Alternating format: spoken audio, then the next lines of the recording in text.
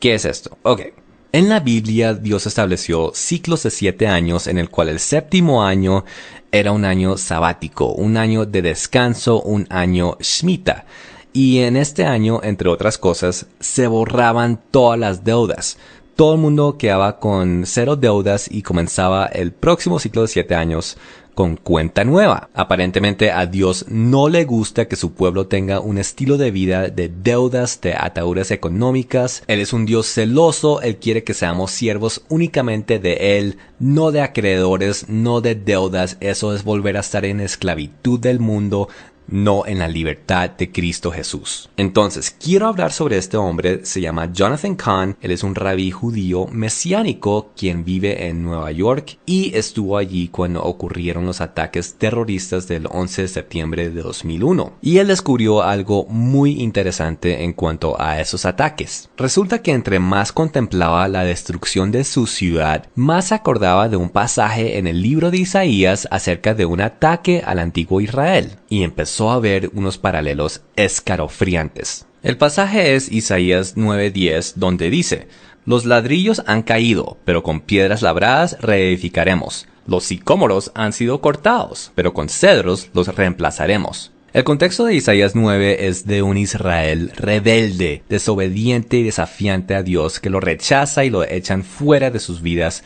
Y Dios igualmente desecha a esta gente, retira sus protecciones y sus bendiciones de este pueblo, permitiendo que los enemigos de Israel, los enemigos árabes, entren y destruyan al pueblo. La idea era que la gente se arrepintiera cuando vieran esa destrucción, que se volvieran a Dios, que volvieran a sus mandamientos y a sus leyes, pero hicieron todo lo contrario. En vez de arrepentirse, en vez de quebrantar sus corazones y humillarse ante Dios, prefirieron enaltecerse, desafiar más a Dios. Aunque vieron toda la destrucción, aunque vieron los ladrillos caídos, ellos dijeron: no importa, vamos a reedificar más fuertes, con piedras labradas vamos a reedificar. Aunque vieron los sicómoros cortados, ellos dijeron: no importa, vamos a plantar árboles más fuertes, cedros, para que resistan más. La actitud era completamente desafiante, completamente orgullosa y enaltecida. Y esa actitud fue la que finalmente acabó con el país antiguo de Israel. Ahora, en tiempos modernos hubo otro país que, al igual que Israel, cuando nació este país, fue consagrado a Dios. Este país es Estados Unidos de América. Y ya cuando se fundó su gobierno, se estableció su sistema gubernamental, se eligió su primer presidente, los líderes se juntaron en oración y elevaron el país a Dios, prometiendo fundamentar ese país con principios cristianos y verdades bíblicas. En ese momento de la inauguración del gobierno oficial de Estados Unidos, no existía la capital de Washington D.C. Para ese momento, Nueva York era la capital de Estados Unidos. Y para ser más específico, el sitio donde se reunieron para inaugurar el país, para elevar el país a Dios, para consagrarlo a Dios,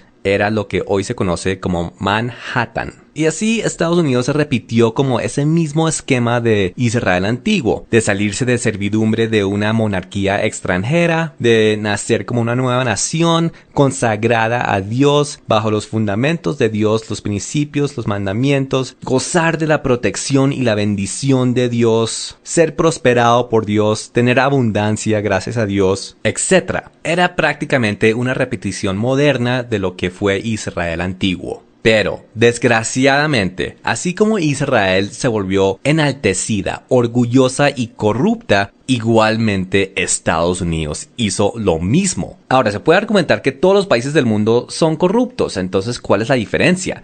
Pues la diferencia es que Estados Unidos es el único país que está en pacto con Dios y tiene su bendición. Y volverse corrupto e inmoral cuando uno está en pacto con Dios significa que todas esas bendiciones se van a convertir en maldiciones y eventualmente en destrucción. Para saber lo que va a pasar con Estados Unidos, no más hay que mirar al único otro país que estuvo en pacto con Dios, a Israel antiguo. En Isaías 9, Dios se retira de Israel, retira su protección, permitiendo un ataque terrorista árabe a esa nación para que los israelitas vieran que necesitan a Dios. Tenían que humillarse, en reconocer su pecado, del pecado de abandonar el pacto, a abandonar a Dios. No lo hicieron, más bien hicieron una proclamación de desafío. Dijeron que iban a construir más fuertes, que iban a estar mejor preparados para la próxima vez que Dios permitiera un ataque. ¿Será que Estados Unidos está siguiendo este mismo esquema? Pues miremos. Volvamos al sitio donde fue consagrada la nación de Estados Unidos. Esa pequeña área donde los líderes elevaron el país a Dios, entraron en pacto con él, se convirtió en el punto más próspero de todo el planeta Tierra. Estoy hablando de la zona financiera de Manhattan. Pero cuando una nación en pacto se olvida de su Dios, esa prosperidad se convierte en arrogancia y altivez. Y como tal, la bendición se convierte en maldición. El primer paralelo de Estados Unidos con Isaías 9:10 es que Dios quita su protección. Permite un ataque limitado de enemigos árabes a la nación. En el caso de Estados Unidos, fueron atacados dos símbolos de su principal orgullo y altivez: su poderío financiero y su poderío militar. Vale mencionar que el ataque a Israel en Isaías 9 fue por parte de los asirios, quienes hoy día son la nación de Irak. Y los ataques de 9/11 en Estados Unidos eventualmente llevó a una guerra con Irak.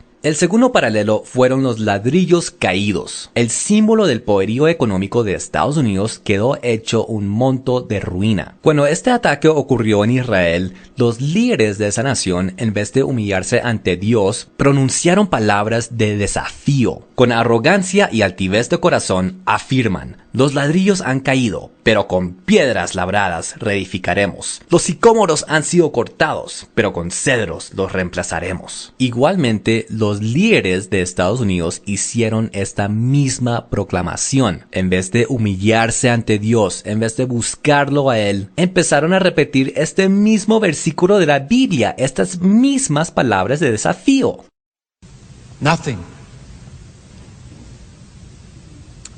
Nothing can replace the losses of those that have suffered. I know that there is only the smallest measure of inspiration that can be taken from this devastation. But there is a passage in the Bible from Isaiah that I think speaks to all of us at times like this. The bricks have fallen down, but we will rebuild with dressed stone. The fig trees have been felled, but we will replace them with cedars. Today, on this day of remembrance and mourning, we have the Lord's word to get us through. The bricks have fallen, but we will build with dressed stones. The sycamores have been cut down, but we will put cedars in their place. This is taken from Isaiah, the 9th chapter, the 10th verse. Each time that bell tolls, it calls us to a greater purpose. It calls us to always remember that when we walk together, the cedars will rise, the stones will go up, and this season of hope will endure for all of us. Thank you, God bless you, and God bless the United States of America. El siguiente paralelo era la promesa de reedificar con piedra labrada. Y eso es lo que hicieron los Estados Unidos. Tomaron una piedra labrada de 20 toneladas, la llevaron al sitio de los ataques y la dedicaron como la piedra angular para una torre más fuerte, más alta que iban a construir. Luego viene el paralelo del sicómoro. Resulta que en la zona cero hubo un solo edificio que no sufrió ni siquiera una sola ventana rota. Este edificio era la capilla de San Pablo, St. Paul's Chapel. ¿Y por qué no sufrió daños este edificio en semejante ataque? Pues consideren esto. Esta capilla es donde entró George Washington, el primer presidente de Estados Unidos, el día de la inauguración oficial del gobierno de Estados Unidos. Entró él y los demás líderes gubernamentales a consagrar el país. En esta capilla fue consagrada los Estados Unidos de América a Dios. Resulta que esta capilla tenía un árbol sicómoro plantado enfrente. Y este árbol sicómoro fue derribado con una viga de metal de una de las torres cuando fue cayendo. Este árbol protegió la capilla de San Pablo y fue llamado el sicómoro de la zona cero. Le hicieron honor a este árbol caído. Contrataron un escultor quien hizo un molde en bronce de sus raíces y lo han puesto en exhibición pública en Nueva York, no entendiendo que esto es un símbolo de juicio a la nación entera. Peor aún, el bronce es un metal que representa juicio en la Biblia. Siguiente paralelo, se reemplaza el sicómoro con un cedro. Ahora, la palabra original hebrea en la Biblia para este árbol es Eres, un árbol Eres. Y en noviembre de 2003, un árbol de la especie Eres fue puesto en el lugar donde estuvo el sicómoro en la capilla de San Pablo. El sicómoro fue cortado, pero con un Eres fue reemplazado. Los ataques de 11 de septiembre de 2001 sucedieron en un año Shemitah. Dios permitió este ataque para humillar, quebrantar ese orgullo americano, raíz de todo el pecado e inmoralidad y corrupción que había en ese país. Pero la verdad es que no sirvió de nada. Hubo un pequeño periodo después de los ataques donde la gente llenaba las iglesias, buscaban a Dios, pero era muy superficial, duró 3-4 meses y ya el país siguió con su estilo de vida pecaminoso, inmoral y corrupto. Y ese estilo de vida incluye un consumismo exagerado. El típico americano vive endeudado con todo en Estados Unidos, con su casa, con su carro, con su iPad, con su ropa, con todo. Y continuamente está consumiendo y comprando más de lo que necesita. Ese era mi estilo de vida cuando yo vivía allá, de múltiples tarjetas de crédito, de deudas, de consumismo, igual para mis compañeros de la universidad, igual para mis colegas del trabajo, fueran hombres, fueran mujeres, fueran blancos, negros, asiáticos, hispanos. Todo el mundo era víctima de ese estilo de vida de deuda perpetua y consumismo. Y para mí, personalmente, fue una existencia miserable. Tanto que me tuve que ir de Estados Unidos. Ese es el estilo de vida americano. Mientras que Dios, mientras que la Biblia, que Jesús, que los mandamientos son cada vez más y más olvidados y rechazados. Por lo cual nadie se percataba de que venía otro año Shemitah para Estados Unidos. 7 años después de los ataques terroristas del 9/11, septiembre 2008, Dios una vez más juzga a esta nación. Una vez más ataca el corazón del orgullo americano, su sistema financiero. Estados Unidos experimenta el colapso económico más grande de su historia. Un nuevo año Shemitah en el cual Wall Street colapsó sufriendo su baja más grande en 7 años. Y a las pocas semanas, el Congreso de Estados Unidos rechaza el plan de rescate financiero de la Reserva Federal, cual consistía de $700 mil millones.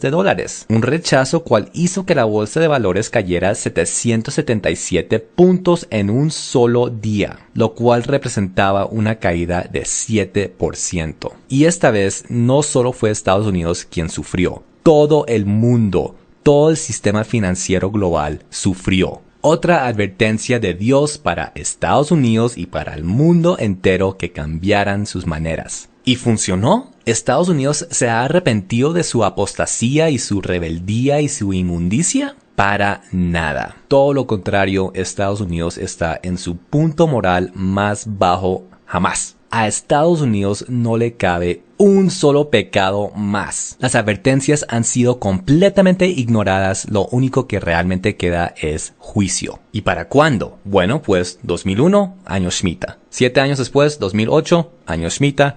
7 años de 2008, 2015, año Shemitah. Yo personalmente, realmente pienso, siento y creo que septiembre de este año va a haber un colapso total global financiero. No una recesión, no una caída en el dólar, un verdadero, total, absoluto colapso económico.